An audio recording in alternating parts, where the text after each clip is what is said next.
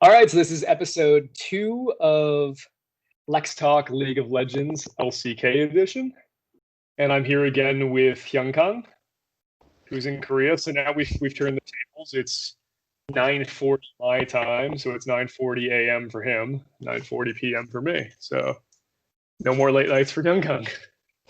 Hi guys And again. today we wanted to talk about the regular season, in particular of the LCK, and why you should watch it and why it's great. So, first thing I just wanted to say with the LCK regular season is that most of the storylines that we've actually seen in LCK history have pretty much just come from the regular season. And it's been about 95% of the games played.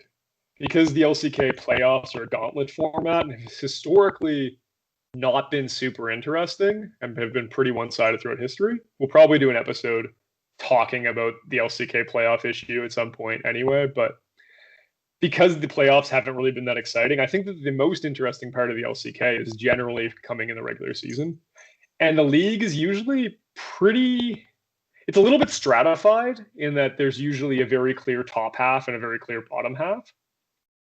But I think that the regular season races in particular have been the most exciting of the league. Do you have any regular season experiences that you wanted to talk about, Hong Kong, of your favorite regular seasons? Yeah, I'll be talking about Genji 2020 spring season, like as my favorite regular season. As you may know, like I'm a fan of Genji, especially a big fan of BDD. So yeah, it will be reasonable to say that Genji spring 2020 is my favorite season because BDD was one of the best mid laners at the moment. Yeah. Is that the only reason that you like the spring season? Oh no, there are a couple of reasons, and I'll be talking about it later. Yeah. Okay, you want to get into a little more later. Okay. Mhm. Yeah, so some of the things we wanted to talk about today were just the more interesting storylines that have come up through LCK history. In particular, a couple of the more interesting races for the title.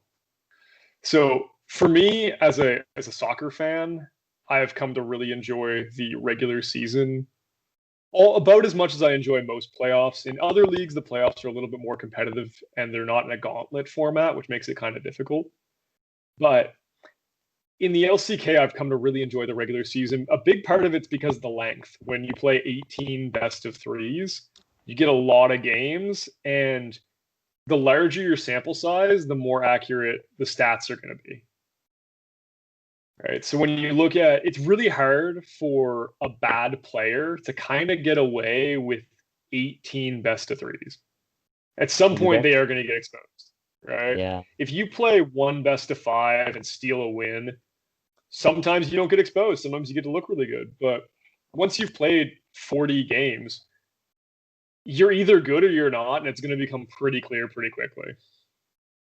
Yeah. I think lots of sample size definitely means that you are kind of free from luck, the factor of luck, because like if you have like 18 games with best of three, that means like you have maximum like 54 games in a season, right? In a maximum level. So I think it's 48. Or of is it 54? Is it actually 54? Right. No, 36. So if you go 18 and 0, you'll have 36 wins. And if you win, or if you play every series to all three games, you'll have, is that 48 games? yeah, okay. Yeah. Yeah. So So you can I'm like have, yeah, you can yeah. have 36 wins and then 18 losses. Oh shit, never mind. Yeah, never mind. It is 54. Bloody hell. I was thinking 12 losses. I was like, oh yeah, that's wait a second. I just proved you Yeah. right. Yeah. My key point is that Yeah, 54 yeah, games. lots of sample size like uh means that is a real like performance of like players, you know? Yeah. Yeah. Yeah, I mean, generally the average sample size for a team is going to be around 45 games. You're usually going to have about half of your series end in a 2-1, Mhm. unless you're a super dominant team or a really terrible team. Most teams are going to be somewhere in the like 15-ish wins and 30-ish losses zone, or up to around 30 wins and 15-ish losses is usually what ends up happening. So you end up with a pretty similar game stat. The only times you end up with a lot less or a lot more games are when a team goes super dominant and ends with around like 40 games. And even then, I don't think anybody's ever played less than 40. But the other example is kind of the teams that go like 1 win and 35 losses and just get dumped. Right? Yeah.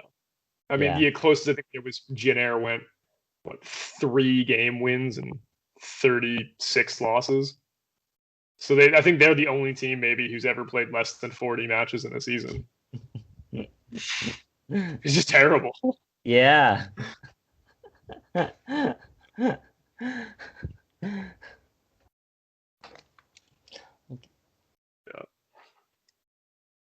So I guess like I want to get into I guess the MVP races that I've thought were the most exciting because the MVP race really just occurs in the regular season, especially in the LCK where it is a player of the game system, or at least has been up until 2020.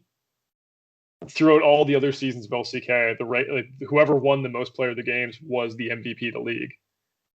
In the case of 2020, now we have the player of the game title, but I mean BDD still was the MVP when he won all the player games. So Showmaker's probably going to win at this split, but we haven't seen that yet. We won't know until the end of the year.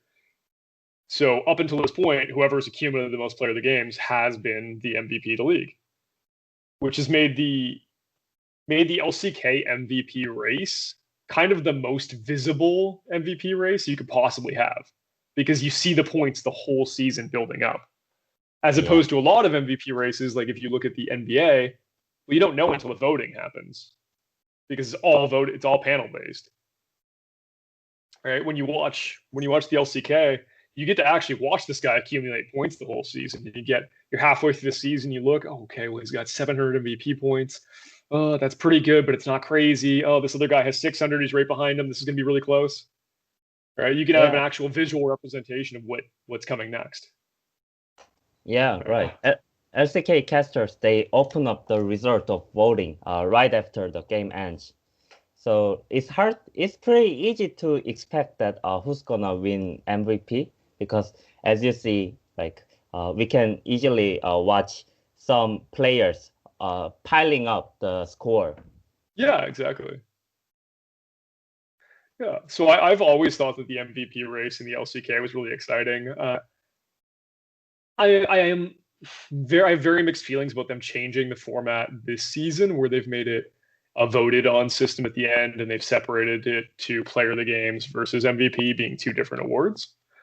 So I have mixed feelings. On one hand, I think that having the MVP be voted on makes it work a little bit better because there's certain teams like if you look at Damwon right now, they're utterly dominant, but nobody on the team actually had the best MVP points, right? But it's really hard when you look at a team that dominant to not go, well, it's got to be somebody on this team. I mean, they're crazy good, right? Just like the Rocks Tigers when they had Smeb. But in that case, the team was so focused on Smeb's play that it almost made it impossible not for him to not win the MVP, Mhm.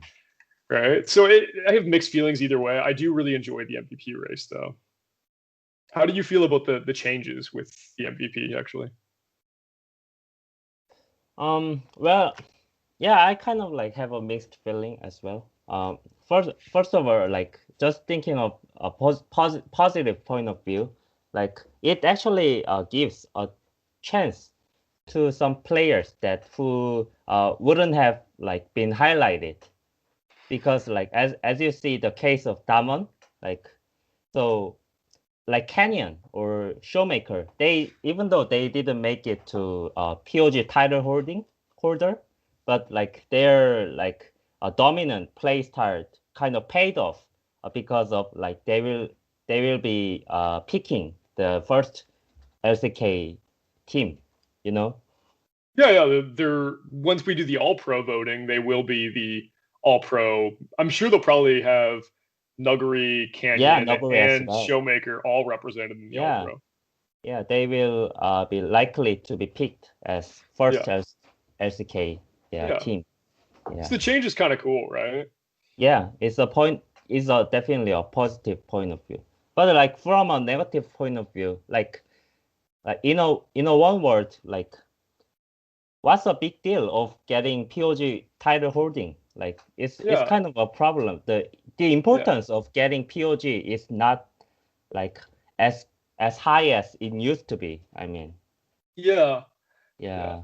I would say that I always enjoyed it as an MVP system because of the nature of the LCK, where they did play so many games. I don't really like it in North America or Europe for it to be that way with the point system, specifically because they if they only play 18 games, you can be the player of the game leader with like 5 MVPs. Mm. So sometimes like that's not really enough for me, right? Like you could luck into 5 MVPs. It's pretty hard to luck into 14. Right? So I mean, even though it is like it might be the same comparison, you might get it. Say your team goes 15-3, and you get 5 MVPs, so you get a third of them. That's a lot. That's a really high percentage, and that would be very similar to a team that had 30 regular season wins, and the guy had 10 to get the player of the games. But the difference is once you have that larger sample size, I think it makes it a little bit more of an accurate representation as opposed to that guy just had 5 good games. And sometimes you just have 5 good games in an 18 game regular season. In a regular season this long, I think the MVP point system is a little bit better. I wouldn't really want that in a shorter season, but I think it works pretty good in the LCK. And I think it's a little bit of a shame that they're removing it. Mm. So, since we're on the topic of regular season MVPs, were there any interesting MVP races that you particularly enjoyed? Pardon me? When we're talking about the LCK regular season MVP, were there Yeah. any MVP races that you thought were really enjoyable? I mean, 2019 spring or 2020 spring here with BDD winning the Player of the Game title, I think pretty much did solidify his MVP. Mm-hmm. Um, Um, I think like this season, 2020 summer MVP race, was quite interesting to me. Like, although like in round two, BDD was able to get like more MVP points than other like players, but like in the middle of like 2020 summer season, like three great mid laners in LCK who are BDD, Showmaker, and Chovy, they already got like 800 or 900 like points, and they were almost yeah, same, and no one actually knew who's gonna get the POG yeah, title holder. Yeah, so it was quite interesting to me. yeah. No, I mean it ended up being pretty close. Where Dom One had 2 players over the 1,000 point mark, which is pretty. That's pretty tough. Right. Mm. I do think that the new changes to the MVP system, though, have made it actually possible for a support player to win. Uh, I don't. I mean, obviously, in my opinion, Carrier would be the closest to being the winner, and he's definitely not going to win the MVP this split, or at least I would be very surprised if he did. But when you actually look at the MVP race in history, it's been virtually impossible for a support player to actually win because the likelihood of having 35% of the team's player of the games go to your support player is kind of ridiculous. They'd pretty much have to be playing Blitzcrank every game. Mm-hmm. Uh, I mean, even Mad Life wouldn't have been able to do that back in the day when he was the only mechanical support and the clear star of his team.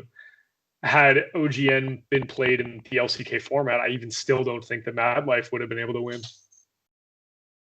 Mm-hmm. Yeah. Carrier was the closest ever last split, and he still wasn't really that close to being the MVP, ultimately.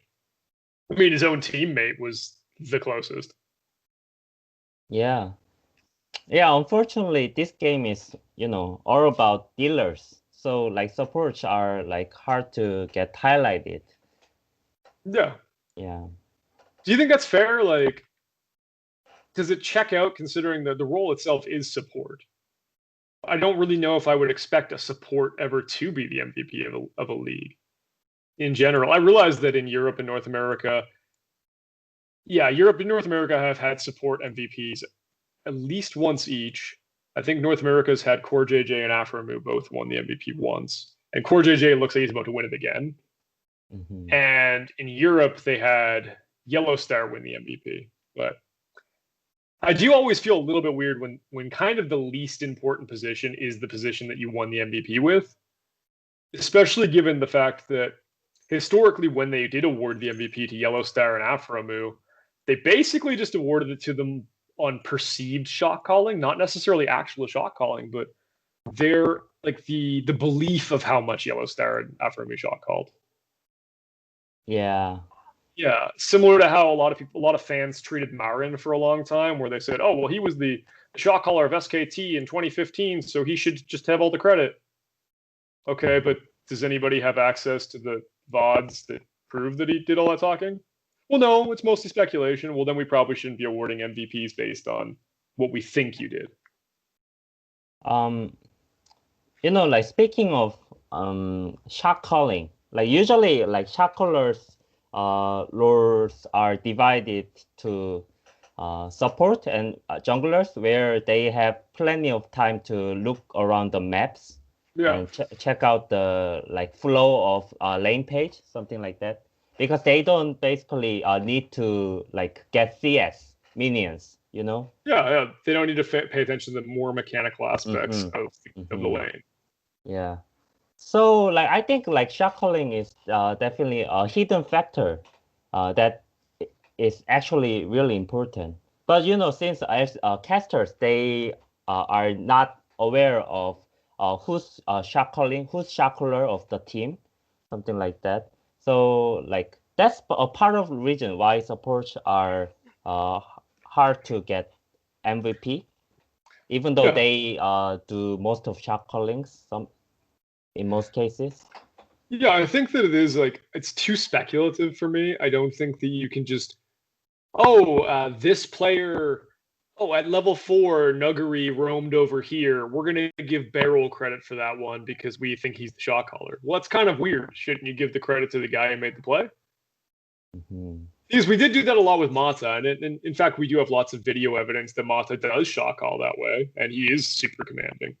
But, Mm-hmm. a lot of us have kind of taken tons of credit away from Looper and just said, listen, Looper's entire game is he would just sit there and Mata would say teleport here and he would go there. Yeah, exactly. But they did basically call Looper an extension of Mata. So in a way, you kind of accredit anything that Looper does to Mata too. Like if he did anything intelligent at all, it was always, oh, well, Mata told him to do that. Well, Mata Mm-hmm. probably didn't tell him to do literally everything for 40 minutes of the game, for 40 games of the season. That seems kind of unlikely. Yeah. Right. So speculation on shot calling and kind of trying to value that towards an MVP, in my opinion, is a little bit weird, and I'm not a big fan of it. I do prefer kind of just evaluating what happens in the server, and then basing your opinions on kind of what you saw. As far as when you're talking about MVPs and all pro voting, when it comes to who do you think is like a legendary shot caller, yeah, then you're going to talk about this. Or greatest players of all time, maybe you would say, listen, maybe Looper loses some credit because we think that he was basically just Mata's pet dog. But Pet dog. yeah, right. So maybe they'll lose credit in that case. But when you're talking about an all pro list or an MVP, I really don't think that you can just kind of take credit and assign it based on what you think happened versus what you saw. Yeah.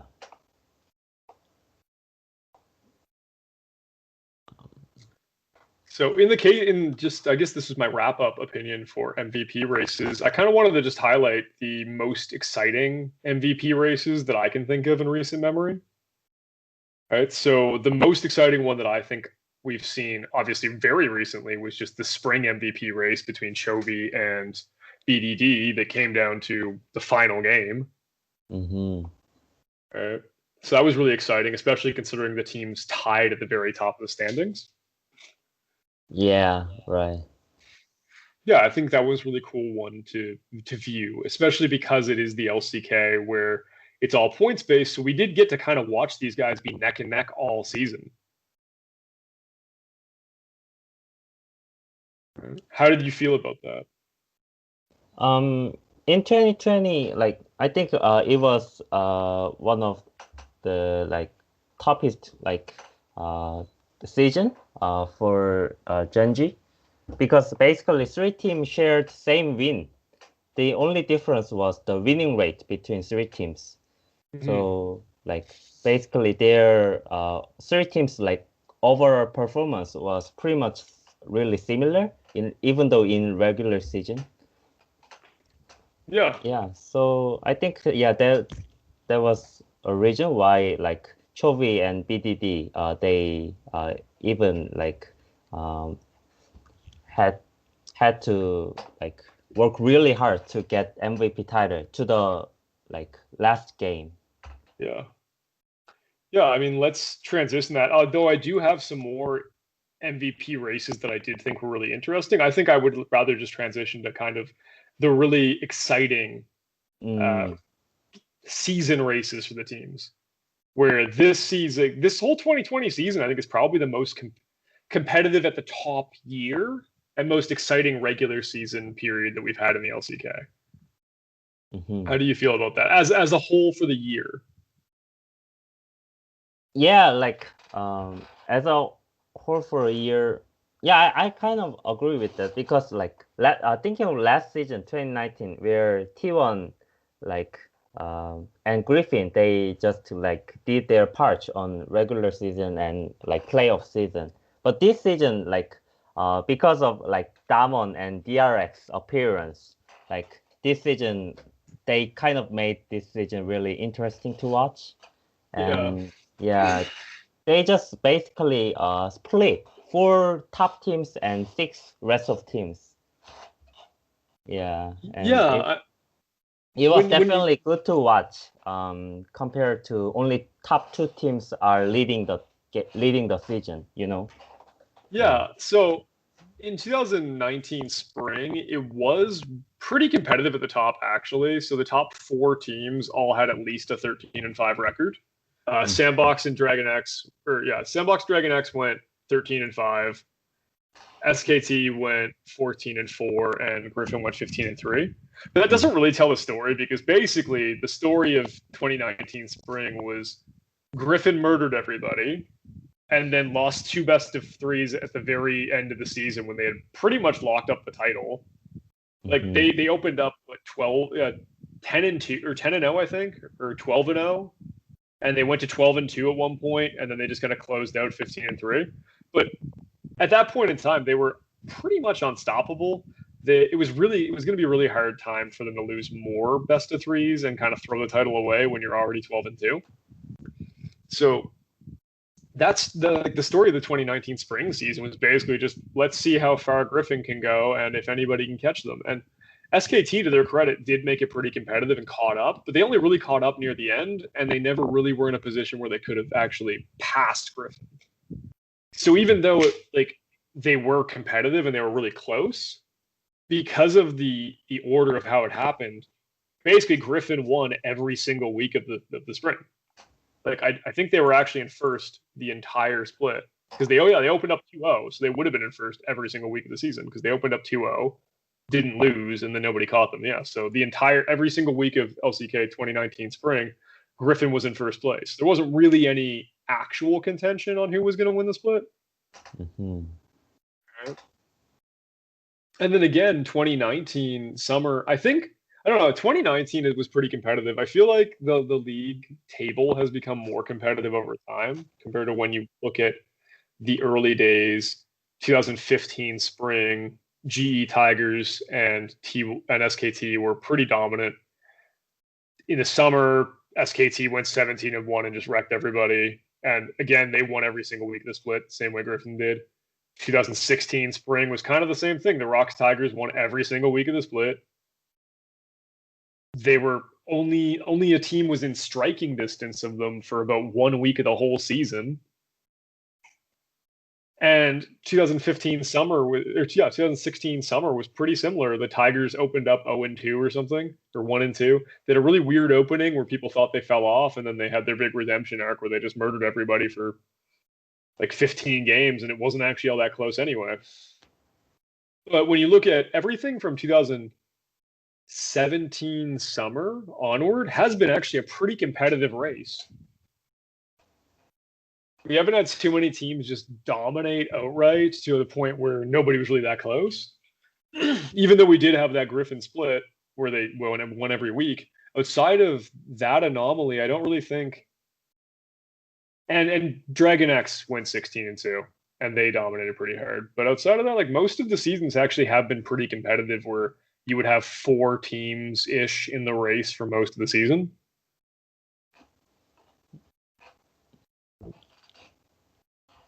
So you said earlier you wanted to talk about the 2020 spring season here that just passed. Because is it your favorite regular season race that we've had? Yeah, like it's my favorite season. Yeah, Genji Yeah. 2020 spring season. Yeah. So may I tell the reasons why I think Absolutely, yeah. Get yeah, after it. 2020 spring is the best season. Okay, so I think like when BDD was enjoying his prime time, like these periods definitely would be like Kingjon and Longju era, where legendary teammates like supported like BDD carry the game. I mean, like at the moment, BDD had Smet, definitely Hall of Famer, Prey, and Gorilla. Both are also already already You keep Hall of you keep Famer at sticking the them on the level. Rocks Tigers. I don't know what's happening. You keep sticking them on the Rocks Tigers. It's Khan. Oh, It's Khan. oh, sorry. Yeah. Yeah, I That's was all right. confused like KT 2019. Yeah, no, Yeah, at the yeah, moment BD they had Khan, Prey and Gorilla, Peanut or Koch. yeah. Yeah. All players 2017 are was 2018 yeah, Peanut. right, yeah. All players except Koch like are like close to Hall of Famer level or I already would say reached. even at this point in time, Cuz is probably considered to be one of the better LCK junglers of all time too. Mm-hmm. He's probably a top 5 or 6 all-time LCK jungler at this point. When you actually think about it, there haven't really been that many who dominated. Yeah. And he's actually one of few junglers who actually made it to Royal Road, you know? Yeah, Yeah. yeah. Yeah. I actually have a list of Royal Roaders. I think there's only 3 of them. I think it's just Shy in 2012 when he won with Azuba Frost, Mm-hmm. Mata in 2013 when he won with Ozone, and then it's what is it? It's Tom who was the Tom, substitute no, for forget SKT, about who him. played about Yeah. 8 games all season. So he's technically a Royal Roader, and then I think Cuz is the fourth one. I think that's it. And of course now there's Kana and yeah, I think just Kana Mm-hmm. because he won it this season. I think those are all the Royal Roaders though. Yeah, right. Anyway, carry on to these legendary teammates that BDD did have in 2017 and 18. Yeah, but like in 2020 spring season, like he like no longer relied on like legendary teammates. Like he at least he has like Ruler and Cleat. Both players are like awesome, but I don't think like they are like close to Hall of Famer level. So BDD kind of had to go through all the like game without the support of legendary teammates, where he used to rely on before.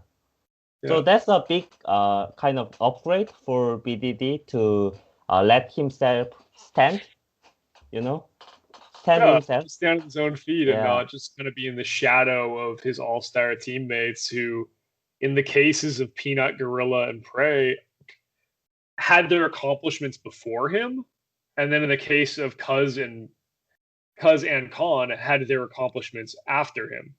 yeah, So right.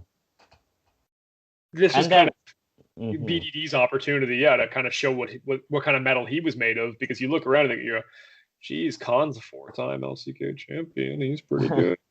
Prey's a 4-time LCK and OGN champion. He's pretty good. Gorilla's a 3-time LCK champion. Like Peanut's a yeah, 3-time LCK champion. Cuz is a 2-time champion. That's pretty good yeah, lineups. right. Yeah. Not even a level of pretty good. It's Yeah. just like I mean, Clit is a two-time champion, to be fair, but he did yeah. also play on the SK Telecom Dream Team that was also in Mhm. the same vein as King Zone, kind of ridiculous when you thought about who was actually on the Yeah. lineup. And Ruler has never won LCK title yet. Oh, BDD dragged him to his first final, actually. Ruler never made a final until BDD dragged him to the promised land. Yeah, right. Oh, and then like one more thing to say. You just see my Um, power go out? That was scary. yeah, like it seems that there has power outage Yeah, I keep happening. having Yeah. flickers, so hopefully it doesn't ruin our episode here. There's a weird storm warning. It doesn't seem that like it's a thunderstorm outside, but that only just happened in the last like 5 minutes. So Mm, we'll see how we do. yeah. Yeah, sorry, carry on. Didn't mean to Okay. totally derail you here. This was Um. BD's time to show who he is. Mhm. Like uh, one other reason why I think 2020 Spring Genji is my favorite is like in 2019 where new rookie mid laners showed up like Chovy or like Showmaker, like everyone thought BDD was over because like they only Yeah, focused on Showmaker, Chovy's brilliant performance, as well yeah, as Faker's like amazing power when yeah. he went to playoff. So like BDD was like yeah he like Overshadowed. yeah overshadowed, and like everyone thought like he was over and he's not gonna like bounce up, something like that. But like he just like proved himself. No, you guys are wrong. I'm back with having like Yeah, 20 Genji spring season yeah, and picked as first LCK mid laner with POG MVP title at the same time. yeah, Besides, like 3 times MVP title holder, yeah. which It's third no time. one has ever achieved.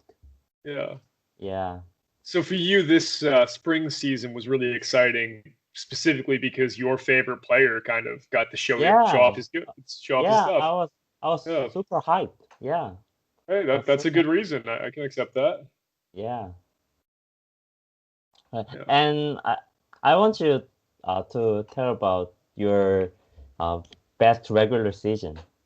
So my favorite regular season. So if you had asked me pretty much at any other time in history, I would probably have said either 2017 spring Mm. or I'm trying to think. 2017 spring or 2017 summer. Yeah. So 2017 up until this year, I would have said that 2017 was probably my favorite year of LCK. Mm-hmm. Yeah. So 2017 spring, you had the crazy hype in the off season built up of the new telecom war, the reinvigorated telecom war, because SKT picked up Huni and Peanut. Yeah, SKT picked up Huni and Peanut, and KT built this crazy, ridiculous roster with Smeb, Score, Pawn, Oh, Death, Mata. It's uh, literally like if you froze time at the end of 2016 and like in the off season between 2016 and 2017, if you froze time mm-hmm. and you had to say who is the greatest top laner of all time, I think a lot of people would have said Smeb. If you Man, said who's the greatest jungler of all time, I think a lot of people would have said Score. If you said yeah, who's the greatest AD carry of all time, a lot of people would have said Deft. Like it was at Deft. that point, it was very clearly like Deft, Prey, Uzi, and then if you're like a diehard T1 fan, bang, right? But very good argument for Deft being the greatest AD carry of all time. And if you asked who the greatest support player of all time was, almost everybody would Lara. unanimously. Yeah. And then you go look at Pawn. Pawn is the only guy, only mid laner other than Faker to win 2 international tournaments to this day. Okay? So Yeah. still to this day, only Faker and Pawn have won more than one international event. Pawns won 2 and Fakers won 5, mind you. But yeah, at that point in time, you can make serious debates where you get 4 of those players are the best ever in their position, and then the mid laner was anti-Faker. Second best. Yeah. Yeah, I mean, like, I never would have considered Pawn that high, but when you read into the narrative of the players, not necessarily where I would put them, but the narratives of those players surrounding their transfers, that team was insane. Yeah. And Was SK Telecom insane. was like, okay, well, we're going to pick up Peanut, Mr. Superstar, I kill everybody on the Rocks Tigers. We're going to pick up Hooney, Mr. Superstar, I kill everybody.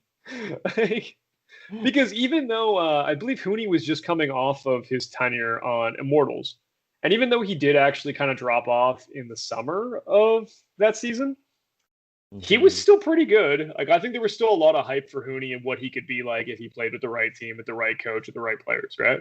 So there was a huge amount of hype with the reinvigorated telecom war. It felt a lot like Real Madrid versus Barcelona, but an actual earnest. It didn't feel like a joke to compare it that way, where it was legitimately just the two best organizations with all the superstars. Here we go. And that regular season was super exciting because the first telecom war happened at the end of the first round robin. So we got a 9-1 KT roster, or an 8-1 KT roster, and an 8-1 SKT. I think that was it. They were both, maybe they were both 7-1. Yeah, I think they were both 7-1. But they came in and then they played each other with all the hype in the world because they were by far the two top teams. They were smashing everybody. All right, here we go. Here comes the buzzsaws. They're going to run into each other. We're going to find out what happens when an unstoppable force meets an immovable object. Yeah. And then T1 beat them, right? T1 beat KT. And it's like, okay, but you know what? They might recover. And then they had it again right after because it was they basically flipped the round robin. So you had the telecom war back to back. I think maybe they played one best of 3 in between that each or something, but I think they actually might have just played it back to back. And you end up with the same thing. I think it was a 2-1 for SK Telecom both times. But the amount of hype coming into that matchup was probably the most exciting regular series, or the most hyped up regular series matchup. Maybe not even just in LCK. Like, it might have been the most hyped regular series in League of Legends history. It was insane. Like, the level of hype was crazy. And I think that really made that season super exciting. Yeah. Like, like KT at the moment, like. Okay. Yeah. But keep talking. Okay. So KT in 2017, they were like literally all-star team except like Faker. Yeah. Yeah. So like they were easily top best 2 teams in the world, KT and SKT. So like when their matches were coming up, like people were so hyped to watch the game. Like they were like as if they were ready to watch like World Final, something like that. So the tension before waiting for the game to watch was super high. Yeah. Yeah, I mean, I think most people thought that this was going to be the teams that were going to make the World Final and just dominate everybody, right? And what even made that regular season more exciting was actually probably when Samsung entered the mix and ended up getting second, because they actually beat out KT because they went 14-4, so they actually beat KT in the regular season. As far as placing, I think KT actually beat them in the match, but yeah. Like, Samsung actually passed KT, which made it really exciting too. So the whole race was really cool. Even though it ended up where SK Telecom pretty comfortably won the regular season. They went 16-2. Samsung was the closest at 14-4. Thunderstorm's freaking out my cat. But yeah, so even though SK Telecom actually pretty comfortably won the regular season, the amount of hype throughout the season was really exciting, and that was probably my favorite. Yeah. If not that season, then 2017 summer, when we had this crazy cluster of teams at the very top. We had the very established hierarchy of Samsung, KT, and SK Telecom, right? Because they were the 3 dominant teams in the previous split. Suddenly, we had Longzhu get dropped into the mix, and it became really, really competitive. We had this crazy matchup where KT beat Samsung 2-0. Samsung beat SKT 2-0. SKT beat KT 2-0. And Dragon X Longzhu went 1-1 against everybody. Went 1-1 against KT, Samsung, and SK Telecom. And on top of that, basically those teams smashed everybody else. Yeah. So you had this really competitive season where you had this four-way like rock paper scissors dragon matchup, and that was again super exciting regular season. We had no idea who was going to win until the final week, and it ended like the finale was great because it was SK Telecom versus KT. I think the second last game or something. I think it was KT's last game. So KT has to beat SK Telecom to place first. They lose and they lock themselves in a second with games to play because Longzhu and Samsung had third versus first. So as soon as KT was supposed to win the regular season, and then they didn't. They ended up losing to SK Telecom. Longzhu ended up stealing first place, right? Because KT basically just completely choked it away against their kryptonite. So Samsung ends up losing to Longzhu. Longzhu suddenly the first place team, and out of nowhere we have this team who is like 7th in the spring come up and win the regular season of the LCK in a super competitive fashion. Yeah, with a bunch of players we'd never heard of because prior to that they only retained, I think, Longzhu in the summer only kept Gorilla and Prey. Khan was new to the team, BDD was new to the team, and Cuz was new to the team because I think they used Crash in the spring season. So they basically replaced their entire roster and then suddenly went from being crap to awesome. And we had this crazy race at the top. So I think that was really exciting as well. And I know it was supposed to be one answer. It was supposed to be one answer for my favorite regular season. But actually, I think 2020 summer has been my favorite regular season. I mean, go Dom one. Go Dom. Right? But 2020 summer has been my favorite regular season. Mm-hmm. Yeah, I think most people would agree with that because like 2020 summer Damwon was legendary. Yeah. Yeah. But it wasn't actually the level of dominance that was the most exciting. I mean, the thing that made this race so cool is it felt a lot like, if anybody's a fan of the British Premier League, watching Manchester City against Liverpool in 2019, so last season, when they came down to 1 point at the end, and there were these two clear-cut number 1 and number 2 teams who were just so far ahead of everybody else. It was like a battle in heaven. It was like the gods were up in the sky fighting and everybody else was watching. Because Liverpool and Manchester City were just so far ahead of the third place team. And that's how it felt all season with this split, which was really exciting in that even though Damwon was historically dominant, they only won the first week and the last week of the LCK. Dragon X was in first place for every week except week 1 and week 2. Or week 1 and week 10. Or was it week 10? The last week of the first week, either way. Mm-hmm. Yeah. Right? And that was really cool. It was really cool to see, even though Damwon was winning a game score pretty much the whole time, they screwed up their season a little bit when they actually lost to Dragon X. They would have taken the lead and they would have held on to it had they actually won that series. But because they lost it, we really just had to wait for that head-to-head all season long to see if Damwon would close it out. Yeah, right. Yeah. We didn't know who the winner was going to be until the very end, even though we were still watching history, because let's say Damwon lost one of those series, right? What if Damwon lost that T1 and Dragon X beat T1? Then Dragon X would have been first at 16-2, and Damwon would have been 15-3 with a significantly better game score. Yeah, because they would have been like plus 27, and and Dragon X still only would have been like plus 20. Like they actually would have had a much better game score despite being second, which is where they were for most of the year. So this race was really cool. Because when you look at all the other really, really dominant splits in LCK history, like 2018 Spring King Zone, 2016 Spring Rock Tigers, 2017 Summer SKT, what you look at is this. This team opens up 2-0, then they're 4-0, then they're 6-0, then they're 8-0, then they're, 9-1 or something, and they literally win every single week of the season. And there's really not a question on who's going to be first. Right? Like that, the team who went 16-2 just murders everybody all season no one's even close, and we know who the champion is by like week 7. Right? Mm-hmm. In this season, actually, Dragon X was in first for almost the entire season. And you're just waiting, like, oh my god, maybe Damwon can get them. Maybe Damwon can get them. Oh my god, it's gonna be close. What if they both tie at 16-2? Holy crap! Right? It went Yeah. down abs to the wire. Yeah, like we had to watch at the very end of the season because big matches were like really like on the like very end of the season, you know?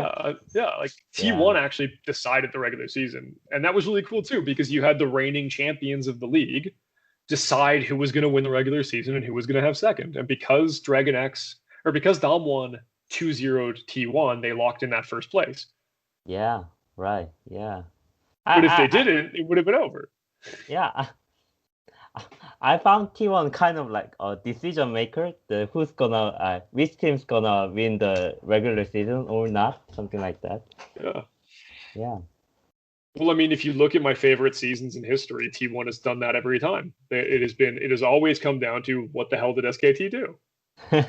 Right? Like in 2017 summer, they decided that KT was going to get second. And in Yeah. 2017 spring, them 2-0ing KT totally like they were in control of the season because of that. Mm-hmm. Yeah. Yeah. Yeah, I think this regular season race was probably the most exciting, at least at the top, that we've ever had because we've never had two really dominant teams. At least not to this extent. We never had two teams get 15 wins in a season. Mm-hmm.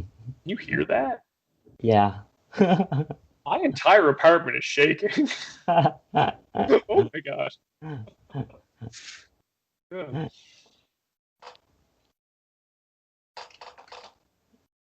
Yeah. I mean, did you have any other regular seasons that you thought were really exciting that you wanted to talk about?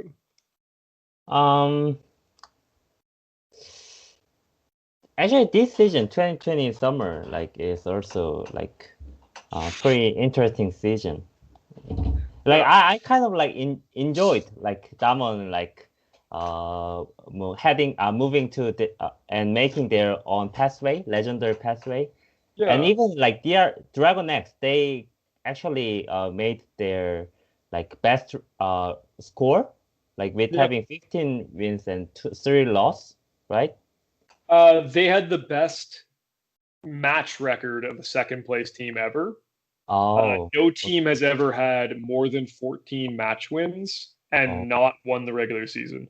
We've yeah, had like 4 or 5 teams win 14 and lose. I mean, obviously in spring, we had 3 teams win 14 series and yeah. So they've I won a think, champion, right? yeah. So I But think we've like never seen a team win 15 matches and not win the regular season. yeah, as you can see the table of this season's result, like you can easily say there's a gatekeeper called Africa Pricks, Yeah, where they won against all the like bottom teams. yeah. Like we usually call the Eastern League because Yeah. they look at the table, the Eastern part lies in like 5 bad teams. So they Yeah. were You have the like top of the the table and the bottom of yeah, the table. right. They were acting like a machine that determines like which team is good and which team is bad. Yeah, I mean, historically, there have been teams like that in the Premier League. If you look at it, their league has normally been pretty stratified, where you have like the big 6 English teams, and then maybe seventh place will be Leicester or Wolverhampton, right? Yeah, And those two teams will basically just, if you're better than Leicester and Wolverhampton, you're a top team, yeah, and if you're not even fucking close to making it. yeah. Right? You're They not going to make the playoff. You're yeah sorry, not the playoffs. You're not going to make it to Europa. You're not going to make it to international competition. yeah. Like so, But if you Africa can beat those basically guys, you're going to yeah. Europe. Yeah, They were like line draw, you know? They drew yeah, the they really line beat and you. yeah, they divide two like groups of teams, you know?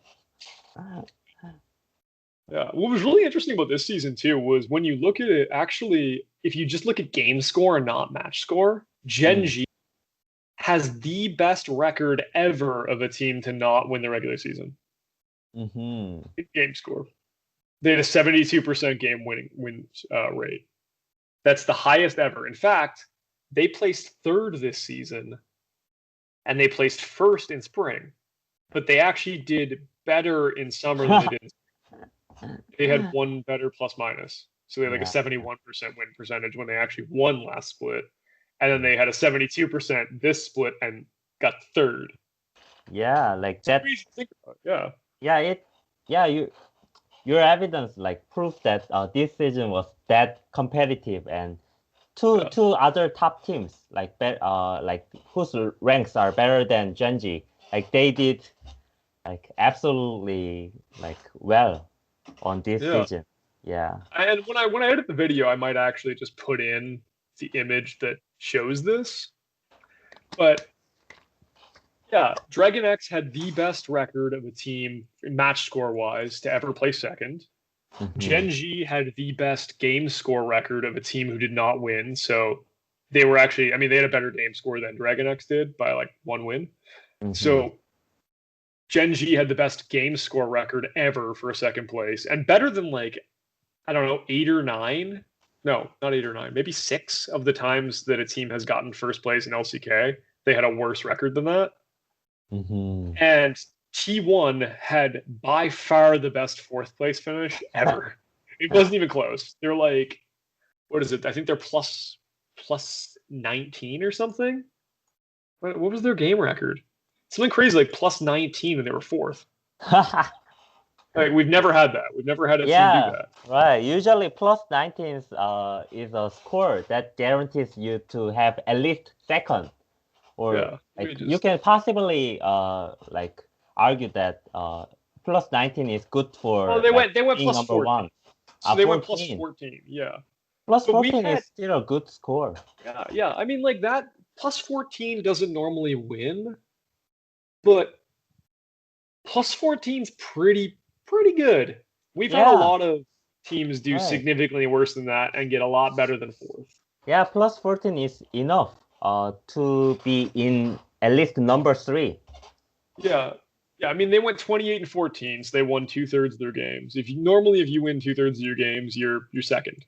Hmm. You're not you're very rarely going to be third or fourth with that kind of record.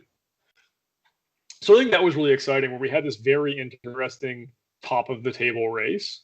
And this whole year in LCK has been really exciting. I think it's probably the best overall as far as interesting season that we've had because we had a really cool relegation race in spring too.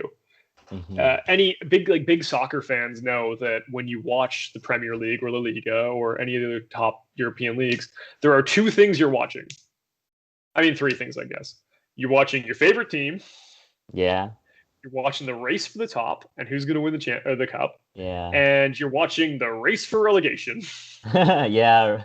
Who is getting kicked out of the league, right? And Yeah. actually, I did some research on this too. Griffin had the best record ever for a team who placed last in the league. And in fact, they had the best record ever for a team that was relegated. And then, like, for a team that actually did end up being kicked out of the league, I believe. I think they had the best record for that too. I know they had the best record for 10th because they won 16 games, which is quite a few to be last place. But when I looked at it as well, Sandbox had, I believe, yeah, Sandbox had the best record ever for a team that was in the relegation zone. Because I just made a list of teams that placed 9th or 10th. And Sandbox's win rate, where is this? I have it here somewhere. Sandbox's win rate is actually like shockingly good. Shockingly good. Yeah, they only like they won like I don't know 35% of their games. Oh, really? Yeah, like you're not Oh. supposed to get relegated when you win a third of your games. Mm. Yeah, let me see. Oh, here it is. Okay, so I do have the Gen G one pulled up now, where Gen G has the 72% win rate, tied with 2015 Spring SKT for the best win percentage ever for a team to not win the season, and the best record by quite a bit or by a noticeable amount for a team that placed third. Because they have 4 more game wins than Kingzone in 2019 spring when they got third. Now, let me see. For teams that placed 9th or 10th. Okay, here we go. Teams that placed 9th or 10th. The highest win percentage of a team who placed 9th or 10th is Sandbox Gaming 2020 Spring, placing 9th with a Oh, record of 16 and 28. So they won 36% of their games. All right. So, you know what the third best record is for a team that's ever placed 9th or 10th in the LCK? no, Griffin. Griffin. Griffin 2020 Spring has the third best, and they were 10th. So there's only one other team who was better than that. Or there's two other teams. It was Sandbox and Hobble Life, but both of them placed 9th. Of the teams that placed 10th all time in LCK, Griffin had a 36% win rate. The Oh, second best is 27%. mhm, And that's by CJ when they were relegated with when they were relegated with BDD actually in 2016 summer.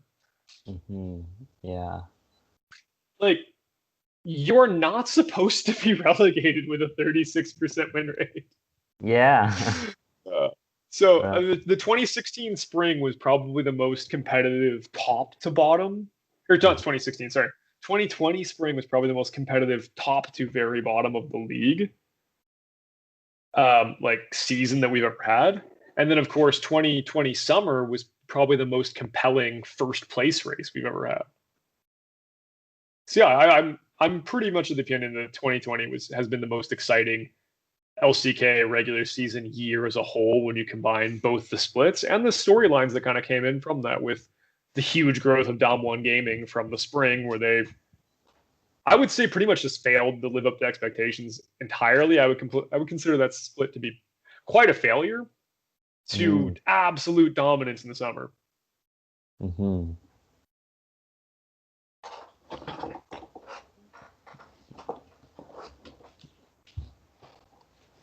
Okay. Do you have any other thoughts that you wanted to share about the regular season? I think I've already mentioned most of things that I Yeah. have to say. Yeah. Sure. Yeah. Just Gen G, BDD. Yeah, BDD. Yeah. Yeah. No, I mean that checks out. I Yeah. definitely understand. It has been a 1 hour episode Mm. of just regular season highlights. I've got a list of I don't know 9 other seasons that I thought had pretty compelling races, which as an LCK fan, I do think it is pretty clear that the playoffs, like if you look at the interest level of the playoffs and the interest level of the regular season, it's pretty clear which is the more exciting part. But I think this is the end of the episode, huh? Yeah. Unless you have any closing thoughts. Mm, yeah, yeah, it's been always fun to join this episode. Yeah, and I hope like he will join me again someday. Yeah. Yeah, man, let's do it. All right. So thank you, Hyung Kang, for coming on for LexTalk LCK No episode problem. My 2. pleasure. Yeah. Glad to have you, man. Yeah. All right. All right. So we've got a little LexTalk LCK bonus round here. I've got Yeah. a question for Hyung Kang. So, Mm-hmm. Hyung Kang, do you think that the regular season and the playoffs of LCK should be separated, and that the regular season champion should be an actual champion in their own right, that those should be two different champions like they are in soccer? If you look at the Premier League, there's the champion of the Premier League, and there's also the champion of the domestic cup. You have the Community Shield and the FA Cup, and then you have the actual Premier League. And then, of Yeah. course, you have European competition, just like Worlds in League of Legends. Do you believe that the regular season winner should be an actual winner, much like they are in soccer? Or do you think it should be the same as it is in, say, the MLB or NBA, where the regular season is basically just a really long feeder into the playoffs? Yeah, I think regular season winner and tournament winner should be separated. Otherwise, like it just like disrespects the winner of regular season.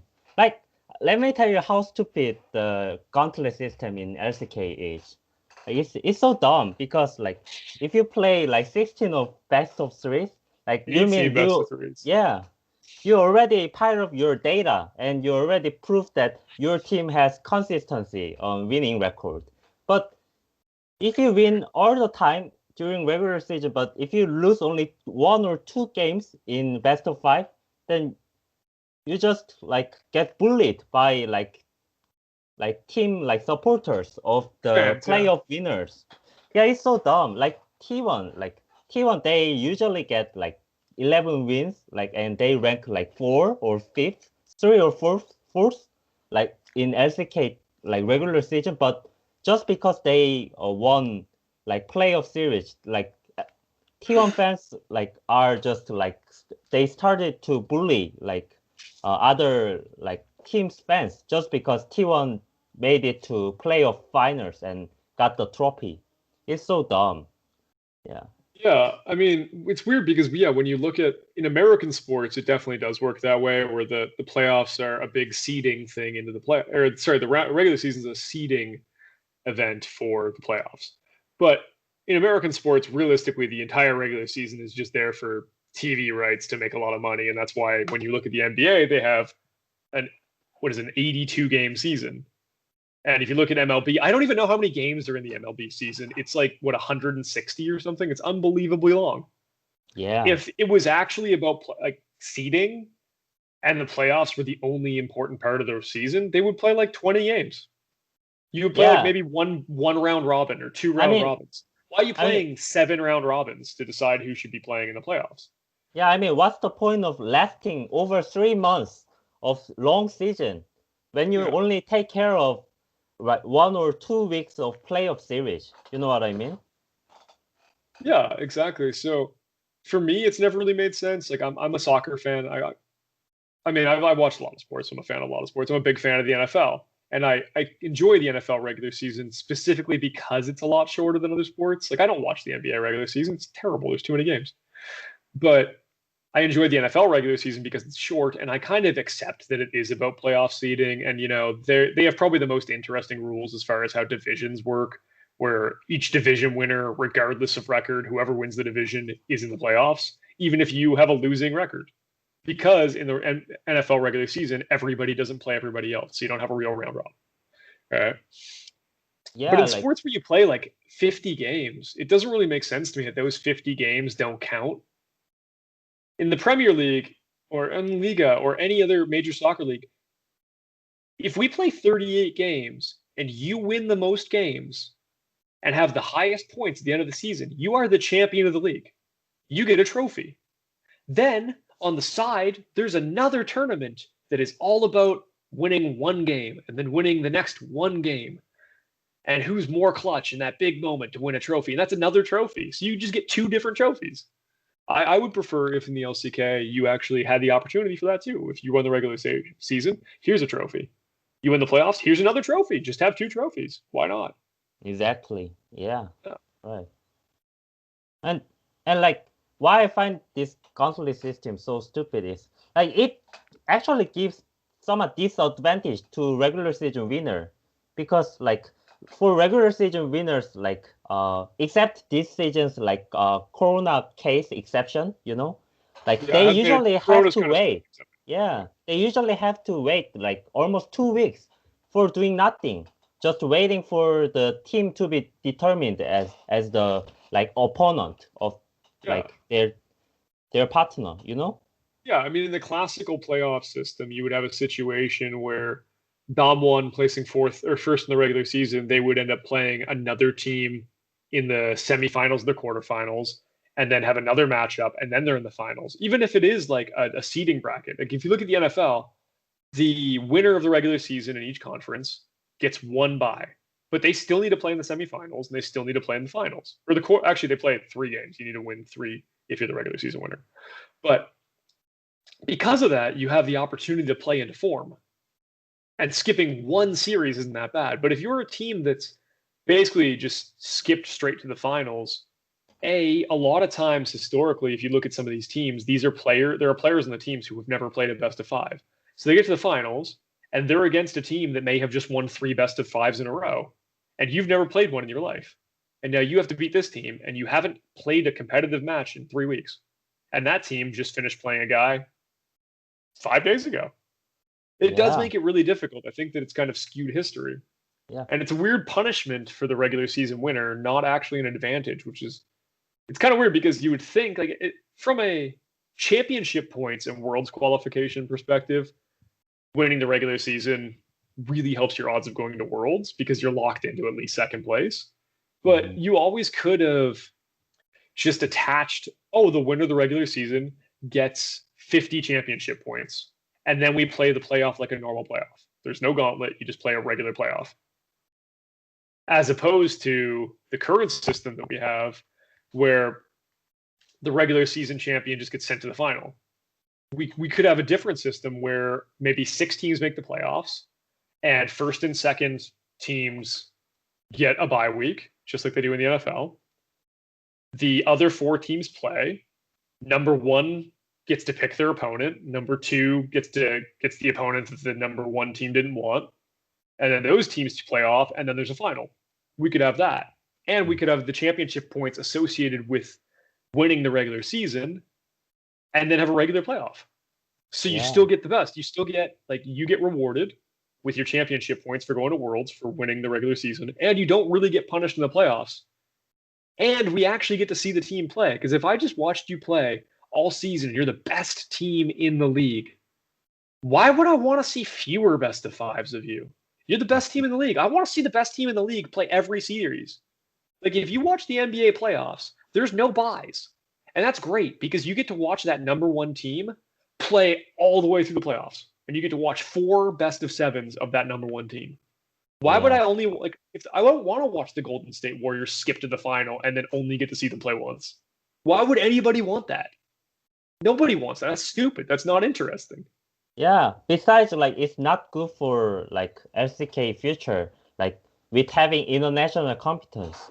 Like, usually, like, in LCK, like, 3 teams go to Worlds, but, like, because of this stupid gauntlet system, usually T1, like, has plenty of opportunities of having best of 5, whereas the rest of 2 teams, like, usually don't go through any best of 5 experience. So this lacking experience is part of the reason why LCK was struggling to get, like, Worlds title recently. Well, even when you looked at Griffin last year in the summer finals, right? So after the summer finals, Griffin had made 3 consecutive finals, right? Yeah. So they had made 3 consecutive finals. Only T1 has ever also made 3 consecutive finals, and that was including this spring where they won again. But prior to that, the first team ever to make three finals in a row was this Griffin team. Or I guess, no, T1 did it at the very start of LCK, 2015, both splits, and then 2016. So there's only been, it's the second time teams made 3 consecutive finals, basically, right? There's like 10 players total who have made 3 finals in a row. Now, those guys have made 3 finals in a row, which is way up there. Very few players have even made more than 1 final or even any. It took Ruler 5 years. So they made 3 finals in a row. They had played 4 best of 5s ever in the playoffs. They're not even an experienced team because of that. So they had made 3 finals without ever really experiencing. They had never won they had won 1 best of 5 ever against Africa in spring or in summer of 2018. They had won 1 best of 5 ever. And they never even got to learn how to be good at best of 5s because they didn't play any because they were basically too good at the regular season. So they never got to learn how to play a best of 5, and of course they were exposed at Worlds. And when you look at teams in other regions, and you have the guys on G2, how many of them have played 20 best of 5s in their career, it makes it pretty difficult to beat an opponent like that. When you've only played, especially when you look at Griffin, where in 2018, Griffin only ever played SKT in a best of 5, and they lost both times. And it is pretty demoralizing because basically if the same bully just comes and keeps taking your lunch money, you're like, well, why do I even try? Okay. I mean, the worst example was actually, 2019 summer when SKT won or ran the entire gauntlet and beat everybody. So every single team in LCK got embarrassed, and none of them got to even beat anybody else. What if we had a bracket where Griffin had to play Afrika, or Griffin had to play Kingzone, and then they get to play somebody else, and then they play SKT in the final? No, instead we got to watch Griffin or SKT just beat everybody. So none of those teams ever got to play a team that wasn't called SK Telecom. How do you get better? Yeah. Okay. Yeah. I would really enjoy if we just kind of had a system where the actual winner of the regular season just is a champion on their own. Mm-hmm. Right. I think that would be better for everybody. Any closing thoughts on this topic? Yeah, I totally agree with you that this gauntlet system should be changed as soon as possible for the sake of LCK future. Yeah. And what about whether or not? So I mean, you already kind of weighed in and agreed with me that the champion of the regular season is quite legitimately a champion. The regular season just has something different than the playoffs. Yeah, regular season should be respected more than playoff because like it contains like plenty of data and it actually proves how consistent your team is. Yeah. Yeah. I mean, here we are in a couple weeks. We're going to see Dom 1's season basically decided by 3 to 5 games. So it doesn't actually even matter that they went 34-7. If that playoff final goes 0-3, Dom 1 in 2020 summer will still go down in history as a bad team. Or as a team that failed, just like Griffin did. But the team clearly had a very good year. They were very impressive. Yeah, they were extremely consistent. They're the most consistent team in the league. Yeah. It would be so sad to see how like people's point of view can be biased depending on the result of playoff. Yeah. I mean, we had an incredible level of parity in 2020 spring here with T1, Dragon X, and Gen G. And then at the end of the playoffs, essentially everybody had T1 way up here, and then Gen G and Dragon X were turds in comparison. They weren't really treated as being similar quality teams, even though realistically, if you look at all three of those teams, they were basically identical in level. They were very comparable, but basically because T1 won the playoffs, nobody really gave them any credit. Okay. Yeah, I mean, if you don't have any other closing thoughts, we can call it for the night. End of the bonus round. Yes, absolutely. This is the end of our 15-minute bonus track of LexTalk League of Legends LCK edition. Yeah.